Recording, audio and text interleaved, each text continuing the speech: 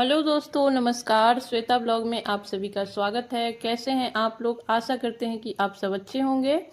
तो आज इस वीडियो में जानेंगे कि खरमास में हमें कौन कौन सा कार्य है जो नहीं करना चाहिए, जो वर्जित है। शास्त्रों में बताया गया है कि खरमास के दौरान हमें ये सारा कार्य जो है, जो मांगलिक कार्य होती है, शुभ मांगलिक कार्य, वो वर्जित होती है, और जो धार्मिक कार्य होती है वो आप कर सकते हैं। तो वीडियो में आगे बढ़ने से पहले आप सभी से एक रिक्वेस्ट है कि प्लीज़ चैनल को सब्सक्राइब कर दें, एक लाइक कर दें। तो चलिए जानते हैं कि खरमास कब से कब पड़ रहा है। 2025 में 14 मार्च से 13 अप्रैल तक खरमास रहेगा। और खरमास के दौरान कोई भी मांगलिक कार्य जो होता है वो हमें नहीं करना चाहिए। जैसे हो गया मुंडन, मुंडन नहीं करवाना चाहिए, क्योंकि मुंडन आपके बच्चों के का होगा। उपनयन, गृह प्रवेश, शादी विवाह, इस तरीके का जो चीज़ होता है, जो मनुष्य के लिए होता है, वो नहीं किया जाता है, वो वर्जित होता है। लेकिन जो देवताओं के लिए हम करते हैं वो हम कर सकते हैं। धार्मिक कार्य जो होता है वो हम कर सकते हैं। जैसे सत्यनारायण भगवान का कथा हो गया, कोई भी आप छोटा मोटा किसी हवन करना चाहते हैं या रुद्राभिषेक करवाना चाहते हैं, इस तरीके का कोई भी चीज़ करना चाहते हैं तो वो आप कर सकते हैं। पूजा पाठ वर्जित नहीं है, सारा पूजा पाठ आप कर सकते हैं। लेकिन जो मांगलिक कार्य है वो वर्जित होता है, तो वो हमें नहीं करना चाहिए। और खरमास के दौरान हमें किसी भी व्रत का उद्यापन भी नहीं करना चाहिए। जैसे गुरुवार हो गया, शुक्रवार का व्रत कर रहे हैं, गुरुवार का व्रत कर रहे हैं, तो खरमास के दौरान उद्यापन नहीं करना चाहिए। जो चीज़ को हम टाल सकते हैं, कुछ दिन आगे बढ़ा सकते हैं, उसको हमें आगे करना चाहिए, खरमास के बाद करना चाहिए। अब कोई ऐसी परिस्थिति हो गई है कि आपको करना ही करना है, आप आगे उसको नहीं ले जा सकते हैं, तो आप जो चैत्र में चैत्री नवरात्रि होती है उसके उस 10 दिन के बीच में आप कर सकते हैं।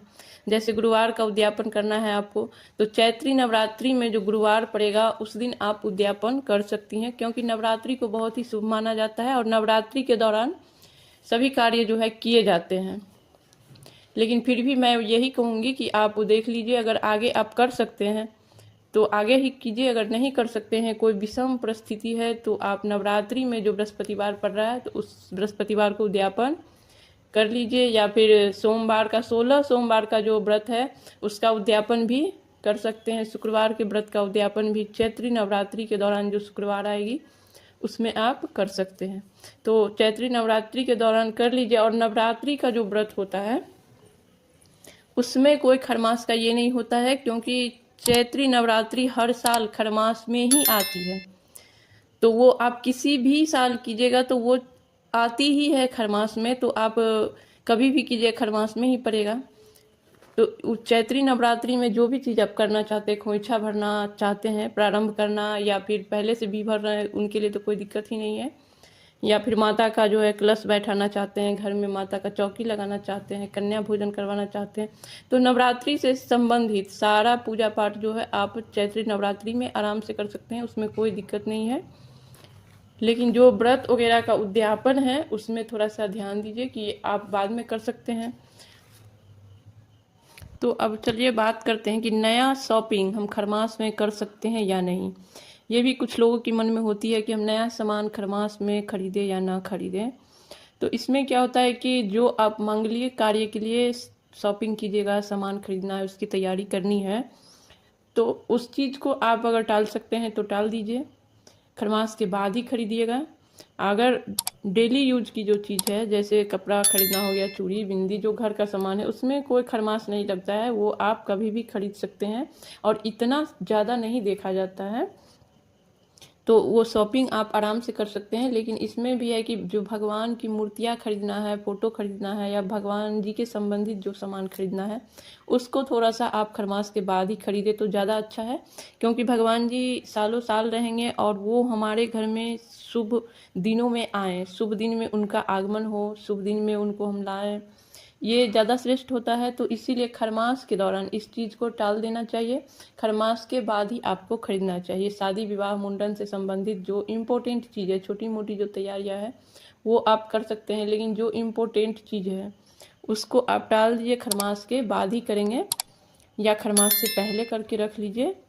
लेकिन जो डेली का चीज़ है वो आप खरीद सकते हैं, इसमें कोई, जो पूजा पाठ का चीज़ है वो आप खरीद सकते हैं, ला सकते हैं, इसमें कोई दिक्कत वाली बात नहीं है।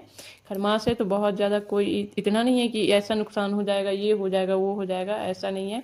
खरमास के दौरान भी कार्य करने से अच्छे फल ही प्राप्त होते हैं। हमेशा भगवान पे छोड़िए, हमें कभी संदेह नहीं करना चाहिए, हमें सिर्फ अपना कर्म करना चाहिए। आप पूजा करते रहिए, भगवान उसका क्या फल, कुछ लोग आपको बोलेंगे क्या कि आपको ये नहीं धारता है, आपको यहाँ गए तो आपको ऐसा हो गया, वहाँ गए तो ऐसा हो गया, ऐसा सब संशय मन में लाना ही नहीं चाहिए, खास करके भगवान के प्रति। भगवान कभी किसी का बुरा चाहते ही नहीं है, सिर्फ आप अपना कर्म कीजिए। आप देख लीजिए कि आपसे कितना बन पड़ रहा है, आप कितना कर सकते हैं, कितना भगवान का पूजा पाठ कर सकते हैं, कितना अनुष्ठान कर सकते हैं। और पूजा पाठ जो है बहुत ज़्यादा खर्च करके, बहुत ज़्यादा मंदिर जा करके, बहुत ज़्यादा दिखावा करके नहीं होता है, वो सिर्फ एक भावना होता है, सिर्फ सच्ची भक्ति जो है ना आपके हृदय में होता है। तो इस पे नहीं जाना है इतना ज़्यादा कि मेरे पास ये नहीं है, वो नहीं है, ऐसा नहीं है, वैसा नहीं है। सिर्फ आप अपना कर्म कीजिए, भगवान के प्रति आप खुद को समर्पण कीजिए, आगे भगवान जी खुद देख लेंगे। तो आशा करते हैं, उम्मीद करते हैं कि आप लोगों को वीडियो अच्छा लगा हो। प्लीज़ वीडियो अच्छा लगा हो तो कमेंट करके मुझे ज़रूर बताइए, क्योंकि वीडियो आपको अच्छा लग रहा है ये मुझे समझ में सिर्फ आपके कमेंट से आती है। तो आप कमेंट जो है ज़रूर कीजिए। तो आज का वीडियो यहीं पे समाप्त करते हैं, फिर मिलेंगे किसी नए वीडियो के साथ। तब तक के लिए नमस्कार, और वीडियो देखने के लिए बहुत बहुत धन्यवाद।